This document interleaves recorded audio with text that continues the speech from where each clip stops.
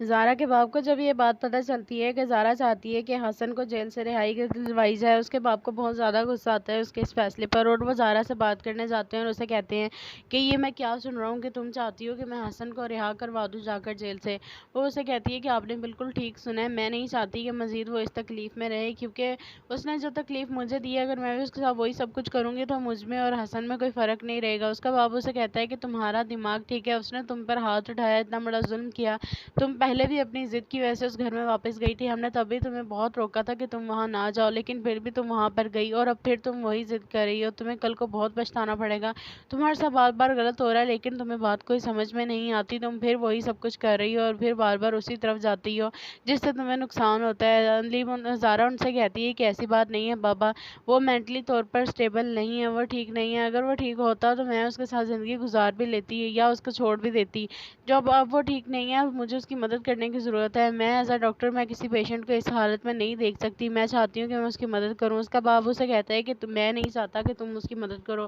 وہ جس حال میں ہے اس کو کم سے کم اپنی غلطی کا احساس تو ہونے دو۔ زارا انہیں کہتی ہے کہ اسے اپنی غلطی کا احساس تب تک نہیں ہوگا جب تک وہ نارمل نہیں ہو جاتا، جب تک اس کی یہ حالت ہے وہ کبھی بھی اسے اپنی غلطی کا احساس نہیں ہوگا، آج اسے احساس